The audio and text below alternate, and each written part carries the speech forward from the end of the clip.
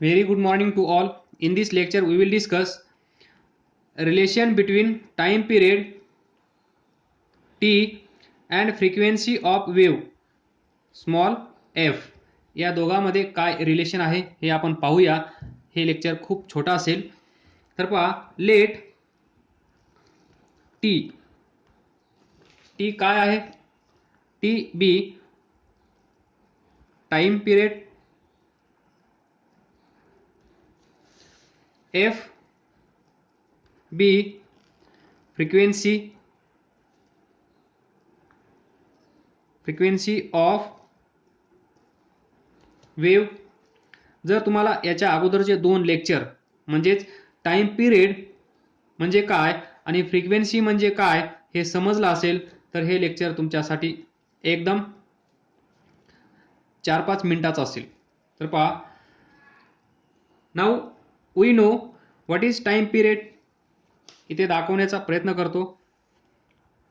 ही wave आहे, ही wave पहा. टाइम पिरियड म्हणजे काय? ही वेव कंप्लीट होण्यासाठी लागणारा वेळ, म्हणजे याला आपण टी म्हणू शकतो. इथून इथे जाण्यासाठी पहा, इथून मी निघालो, इथे पोहोचलो, तर एवढा वेळ म्हणजे टाइम पिरियड. येते लक्षात? So T be time period of wave, f b frequency of wave. Now see here, time period आणि फ्रिक्वेन्सी या दोन वर्डचा असा विचार करा, या दोघांमध्ये काय रिलेशन असेल. पहा, टाइम पिरियड म्हणजे काय? एक वेव कंप्लीट होण्यासाठी लागणारा वेळ. तर पहा, तो वेळ किती आहे? टी. एक वेव कंप्लीट होण्यासाठी लागणारा वेळ म्हणजे कॅपिटल टी. तर मी असं लिहू शकतो का? In T second. टी म्हणजे काहीतरी वेळ असेल, आलं लक्षात? तो काहीतरी नंबर असेल, 1 सेकंद, 2 सेकंद, 3 सेकंद, 4 सेकंद. ही वेव कंप्लीट होण्यासाठी काहीतरी वेळ लागत असेल, तर तो वेळ आपण टी कन्सिडर केला. म्हणजेच in T second number of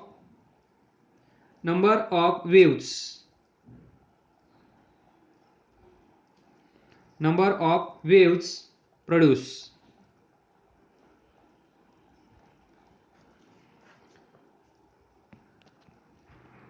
किती आहेत? नंबर ऑफ वेव्स प्रोड्यूस किती आहेत? 1. इथे पहा, टी सेकंद वेव किती आहेत? 1. आलं लक्षात? Number of waves produce in T second is 1. तर तुम्ही फाइंड करू शकता का एका सेकंदामध्ये किती वेव तयार होत असतील? काय करावं लागेल? इथे पहा, टी सेकंदामध्ये एक वेव, तर 1 सेकंदामध्ये किती वेव? आता सर्वजण फाइंड करू शकतील. सर्वांना येईल आता हे सोडवता. तर आपण एक्स वेव्स कन्सिडर करूया. एक्स वेव्स, तर X into T is equal to 1 second into 1 wave, 1 into 1. तर एक्स इज इक्वल टू किती आलं? 1/t. एक्स काय आहे? वेव. आलं लक्षात? म्हणजे एका सेकंदामध्ये किती वेव? एका सेकंदामध्ये किती वेव? तर एका सेकंदामध्ये किती वेव आहेत? 1/t. तर मी ते लिहू शकतो. एक्स म्हणजेच काय? Is equal to X is equal to 1/t waves. आलं लक्षात? आपण काय फाइंड केलं पहा, इथे पहा, या डायग्राम मध्ये टी सेकंदामध्ये किती वेव तयार होत आहेत? In T second number of waves produce is equal to 1. तर आपल्याला माहित झालं की टी सेकंदामध्ये एक वेव्ह तयार होत आहे. तर याचा यूज करून मी एका सेकंदामध्ये किती वेव्ह तयार होत असतील हे फाइंड करू शकतो का? तर येस. तर मी त्या वेव्ज एक्स कन्सिडर केल्या, क्रॉस प्रोडक्ट घेतला आणि एक्सची व्हॅल्यू काढली. एक्सची व्हॅल्यू किती आली? 1/t. म्हणजेच इथे मी लिहू शकतो 1/t. 1/t waves. टी सेकंदामध्ये एक वेव्ह, तर एका सेकंदामध्ये 1/t वेव्स. टी सेकंदामध्ये एक वेव्ह, तर एका सेकंदामध्ये 1/t वेव्स. आलं लक्षात? Similar example. तर पहा, टी सेकंद म्हणजेच आपण कन्सिडर करूया 10 सेकंद. आलं लक्षात? 10 सेकंदामध्ये 10 वेव्ह. आलं लक्षात? तर सांगू शकता तुम्ही एका सेकंदामध्ये किती वेव्स होत असतील? कसं फाइंड करतो आपण? याला एक्स कन्सिडर करतो. X into 10, 10x, 10 into 1, 10. So X is equal to 1. तर इथे लिहा एक्स इज इक्वल टू किती आलं आपलं? 1. तर पहा 10 सेकंदामध्ये 10 वेव्ह, तर एका सेकंदामध्ये किती वेव्ह येतील? 1. तेच आपण फाइंड केलं. बरोबर? एका सेकंदामध्ये 1/t वेव्स. म्हणजेच इथे आपण 1 आणण्यासाठी काय केलं? 10 ने डिवाइड केलं. इकडे 10 ने डिवाइड केलं, तर इकडे पण 10 ने डिवाइड करावं लागेल. तर 10 divided by 10 1 second, 10 divided by 10 1 wave. हे लॉजिक तुम्हाला सर्वांना माहीत असेल, बट मला सांगावंच लागेल तुम्हाला. X is equal to 1/t आला आहे. तर आता इथं लक्ष द्या. Now come to the definition of frequency of wave. आता असा विचार करा, फ्रिक्वेन्सी म्हणजे काय? फ्रिक्वेन्सी म्हणजे काय? Now we know that frequency F is, काय असते frequency? Can you guess what is frequency? Frequency is number of waves per second. याला मी असं लिहू शकतो का? पर सेकंद म्हणजे एक सेकंद मध्ये नंबर ऑफ वेव्स किती? Number of waves.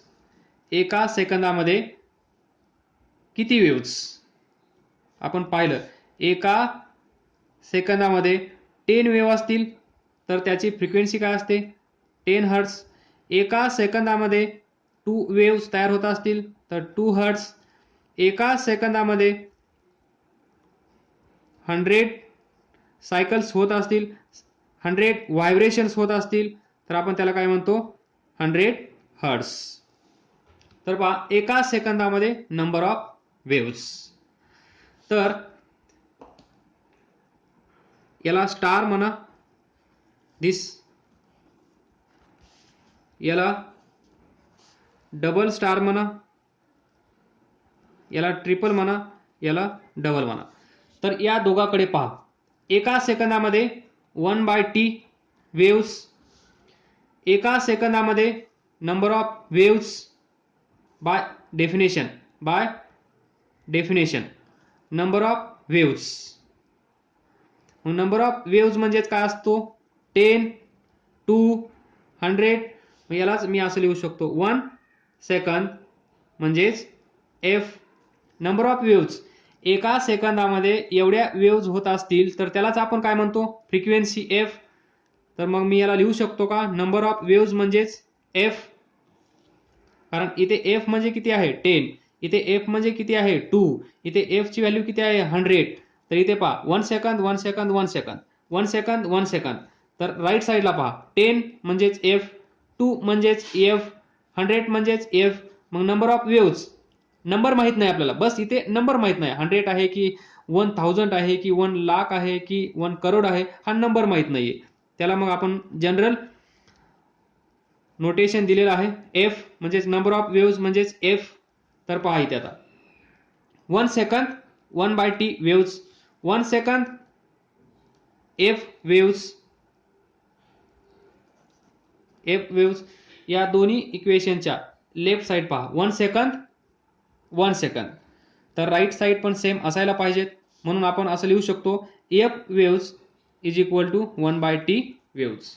So F is equal to from this 3 star is equal to 1/t from 2 star, and this is the relation between frequency and time period. तर पहा दोन एकमेकांना reciprocal आहेत, दोन एकमेकांना reciprocal आहेत म्हणजेच टाइम पिरियड काय असतो, एक वेव्ह तयार होण्यासाठी लागणारा वेळ. तर एवढ्याच वेळेमध्ये किती वेव्ह तयार झाले असतील, एफ एवढा वेळ एका वेव्हला लागत आहे, एक वेव्ह टी टाइम. तर फ्रिक्वेन्सी काय असेल एफ 1/t याच्या रेसिप्रोकल. तर this is relation between time period T and frequency of wave F. याला तुम्ही असं लिहू शकता फ्रिक्वेन्सी इज इक्वल टू 1/टाइम पिरियड. याच्यावर आपण छोटे छोटे क्वेश्चन सॉल्व करणार आहोत. याचं युनिट लिहा हर्ट्स, टाइम पिरियडचं युनिट सेकंड. तर हे दोन एकमेकांना रेसिप्रोकल असतात हे लक्षात ठेवा. जर टाइम पिरियड 10 असेल तर फ्रिक्वेन्सी काय असेल 1/10.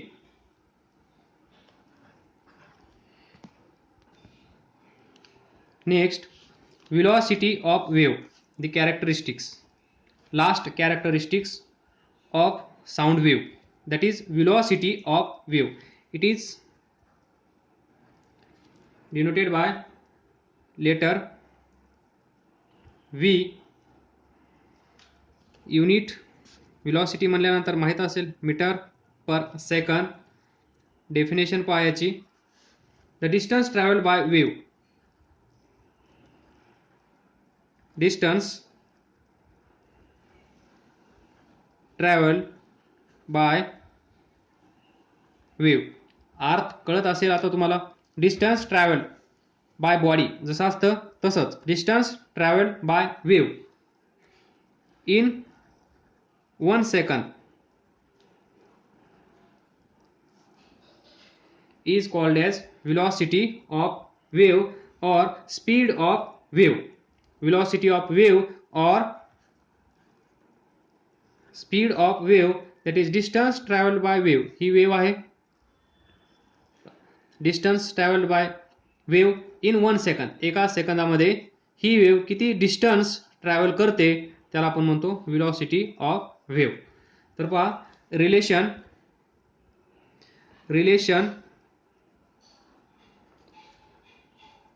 between velocity comma frequency and wavelength. velocity v, frequency f, wavelength lambda. या तिघांमध्ये काय रिलेशन आहे ते आपण पाहूया. तर let v be velocity of wave तुम्ही लिहा, f be frequency of wave तुम्ही लिहा, lambda be wavelength of wave तुम्ही लिहा. याचं युनिट इथे लिहा metre per second, frequency hertz, lambda metre, comma द्या velocity of wave, metre per second, frequency of wave, comma hertz, wavelength of wave comma metre. तर या तिघांमध्ये रिलेशन काय असेल हे पहा. हे तुम्ही सुद्धा फाइंड करू शकता. तुम्हाला माहित आहे व्हेलॉसिटी काय असते. Velocity is equal to distance travel, distance travel by wave divided by time taken. तोच फॉर्म्युला आहे chapter number 1. Distance travelled by body, distance travelled by wave here divided by time taken. Velocity, velocity काय आहे v. Distance travelled माहित नाही. इथे पहा distance travel या वेव्हसाठी, एका वेव्हसाठी विचार करा. या वेव्हचा विचार केला तर डिस्टन्स किती असेल, डिस्टन्स किती असेल. एक wave minimum distance required to complete one wave that is lambda, distance between this two points. अलग लक्षात, त्याला आपण काय म्हणतो lambda. That is one wave divided by time taken. मग एका वेव्हसाठी, एक वेव्ह कंप्लीट होण्यासाठी लागणारा वेळ किती असतो टी, माहिती आहे. तर पहा एक वेवलेंथ किती असेल. दिस इज वेव लेंथ. आणि हीच वेव कंप्लीट होण्यासाठी टाइम किती लागतो, टाइम पिरियड. एक वेव कंप्लीट होण्यासाठी लागणारा वेळ टाइम पिरियड.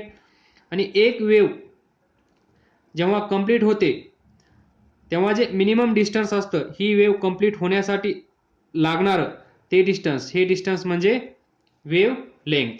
म्हणजे डिस्टन्स ट्रॅव्हल्ड किती असेल एक वेवलेंथ. आणि एक वेवलेंथ पूर्ण होण्यासाठी लागणारा वेळ किती असेल time period. So v is equal to lambda by T. Very simple. And we know that frequency is equal to 1 by t. Equation number 1, equation number 2. From equation 1 and 2 we can write v is equal to 1 by t. 1 by t म्हणजे काय f. इथे काय होईल मग f into lambda. and this is the relation between velocity, this frequency, this and wavelength, this. तर इथे लिहा this is relation between velocity, frequency and wave length. lambda velocity v, frequency f. this is the relation. तर याला तुम्ही लिहू शकता v म्हणजे velocity, f म्हणजे frequency, लॅम्बडा म्हणजे वेवलेंथ. परत लिहून तुम्ही हे इक्वेशन असं लिहून ठेवा.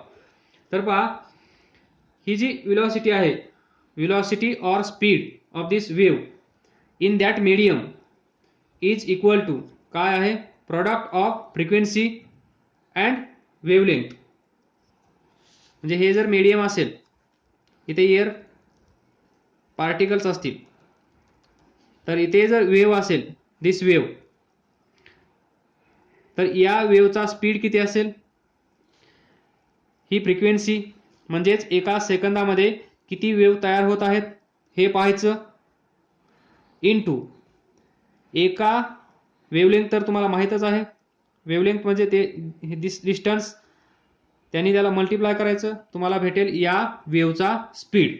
या मीडियममध्ये ही वेव्ह जर ट्रॅव्हल होत असेल तर एका सेकंदामध्ये अशा किती वेव्हज तयार होत आहेत ते अगोदर मेजर करायचं. आणि एका वेव्हची वेवलेंथ सर्वांची सेमच असेल, वेवलेंथ घ्यायची, त्या वेवची या दोघांचा प्रोडक्ट घ्यायचा, तर आपल्याला भेटेल ही वेव या मीडियममध्ये किती फास्ट, किती जोरात धावत आहे हे आपल्याला भेटेल. दिस is velocity of wave. That is last fifth characteristics of sound wave. Last but not least, please remember this point. हे जे रिलेशन आहे v is equal to frequency into wavelength, हे equation longitudinal wave that is sound wave साठी applicable आहे. त्यानंतर transverse wave म्हणजेच पाण्यामध्ये ज्या वेव्स तयार होतात त्यांच्यासाठी पण ॲप्लिकेबल आहे. Number 3, electromagnetic waves. Electromagnetic waves म्हणजे कोणत्या वेव्स? रेडिओ, टीव्ही, इथे ज्या वेव्स येतात स्पेसमधून, जे आपल्याला चित्र दिसतं, रेडिओमधून आवाज ऐकायला येतो, त्या वेव्स कोणत्या असतात? Electromagnetic waves. तिथे पण हाच फॉर्म्युला यूज आपण करू शकतो. तर आपल्याला या 3 क्वांटिटीपैकी 2 क्वांटिटी दिल्या तर आपण तिसरी क्वांटिटी या वेव्हची काढू शकतो. ही पण एक कॅरेक्टरिस्टिक आहे, ही पण एक कॅरेक्टरिस्टिक्स आहे, ही पण एक कॅरेक्टरिस्टिक्स आहे त्या साऊंड वेव्हची, त्या ट्रान्सव्हर्स वेव्हची, त्या इलेक्ट्रोमॅग्नेटिक वेव्हची. तर या तिन्ही ठिकाणी तुम्ही हा फॉर्म्युला यूज करू शकता, काही प्रॉब्लेम येणार नाही. यानंतरच्या लेक्चरमध्ये आपण या फॉर्म्युल्यावर, या कन्सेप्टवर काही प्रॉब्लेम सॉल्व करणार आहोत. तर ते प्रॉब्लेमचं लेक्चर पाहण्याच्या अगोदर, ते अटेंड करण्याच्या अगोदर हे 2 लेक्चर्स बरोबर व्यवस्थित समजून घ्या. काही समजलं नसेल तर विचारा, डाऊट असेल तर विचारत राहा, अभ्यास करत राहा, पुढे जात राहा. All the best. थँक्यू.